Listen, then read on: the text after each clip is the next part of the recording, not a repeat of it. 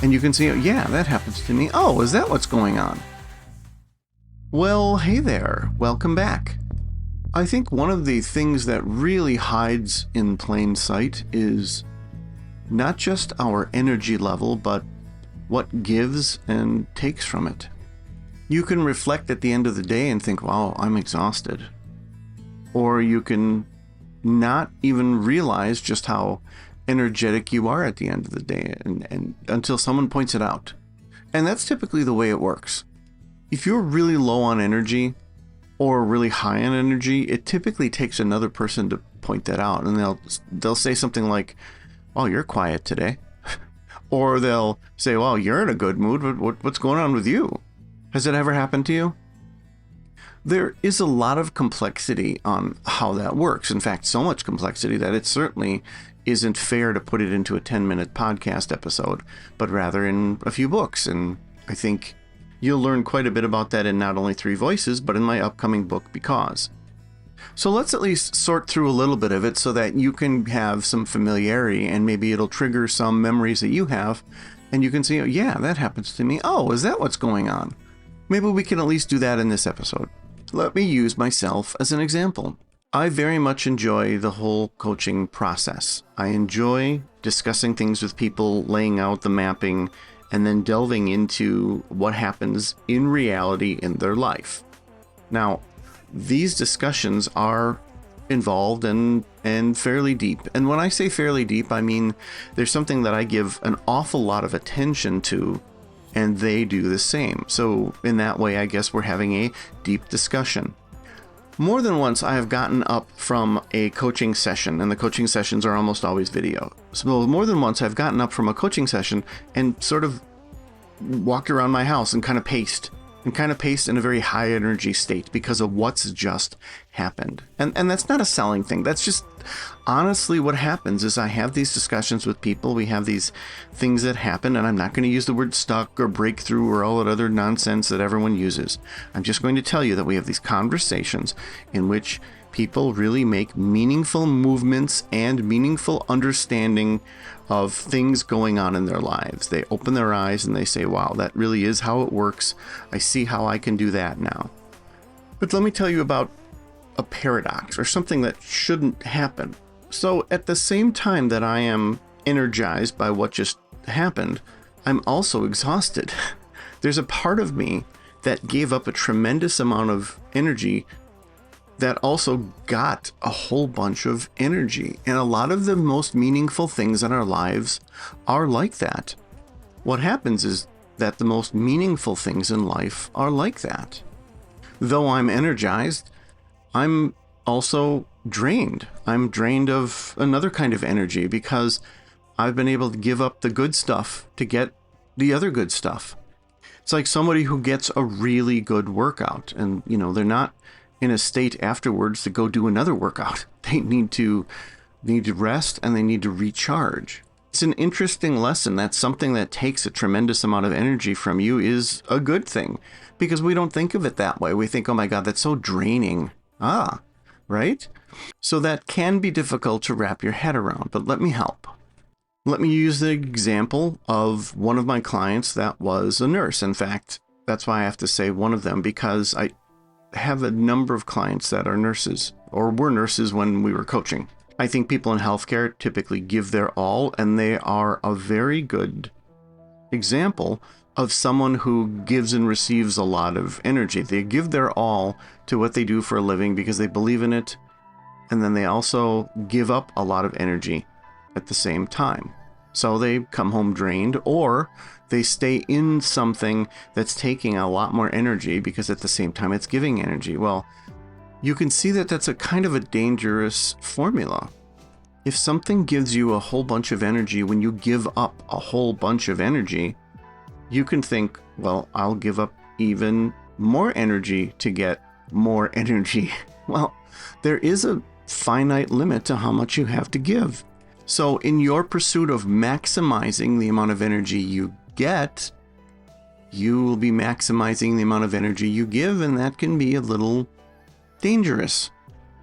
Health-wise, sanity-wise, and so forth. It can be a little bit of a dangerous, almost addictive thing.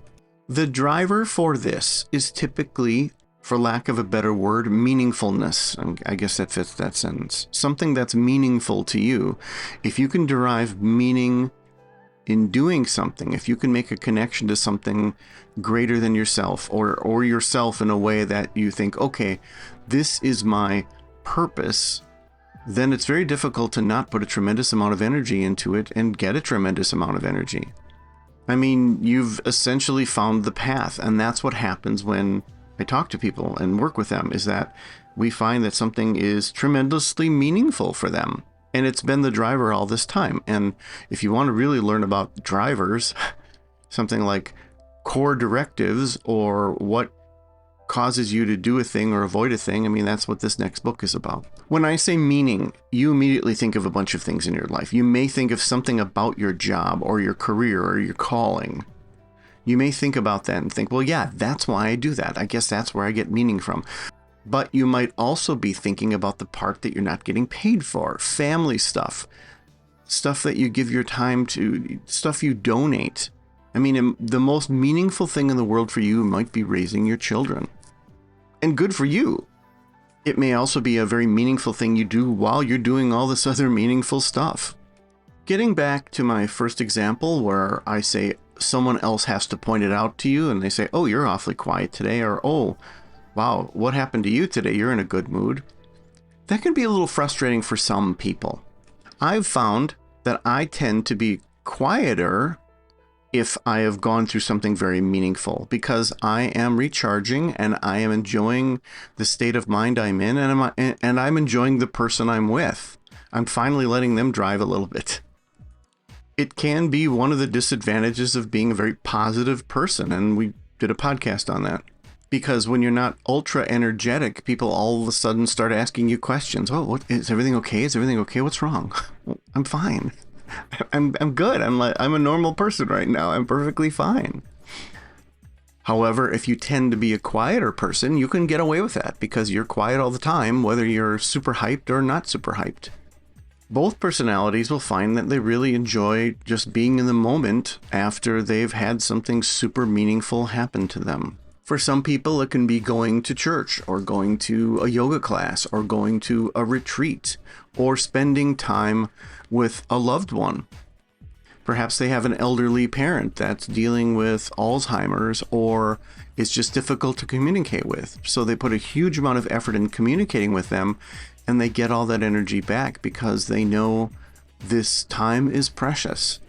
So what is this episode about? It's about you recognizing that the getting of energy is also the giving of energy. And sometimes you give so much and get so much that you're left in a place where you just need to be calm and you need to regenerate.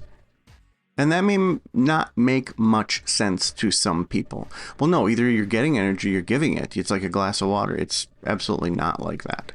You can be completely empty and exhausted and fulfilled at the same time. You just need a bit of time to recharge that other energy that you gave up. I've talked to people who are therapists and who work with special needs kids and, like I said, nurses, where they really had a very meaningful journey in doing that, but at some point the exhaustion was just more than enough. So they move on to a different role. So if you're sensing some sort of exhaustion, but you can't quite place your finger on it, or you think, oh, I'm exhausted, but I like this. If the exhaustion isn't one of frustration, but it's just of putting out a lot of energy into something, then you're probably in a very meaningful place, and good for you. If you simply get exhausted and you feel like your boss or your job just put you through the paces and you're just waiting for that paycheck, well, then you're probably not experiencing a lot of meaning. And that meaning, as I've said, can come from other places. It doesn't necessarily have to come from the place where the paycheck comes from. But I would submit to you that part of what drew you to this job may be your search for purpose and meaning. And imagine that there's something else out there that would provide not only this paycheck, but the purpose and meaning. So think about that. If you want to talk more about meaning, you can always reach out. And again, look for my book coming out that will also help you with purpose and meaning, and it'll give you a bit of insight into why something makes sense that shouldn't make sense. So take care of yourself, and thanks for listening. Living life every day, late at night, not okay. All I want, and I pray, all I need are some better days. Yeah. Join the community, patreon.com/alchemy for life. Oh, and my 10th book is now coming out. Every day, late at night, not okay. All I want, and I pray, all I need are some better days.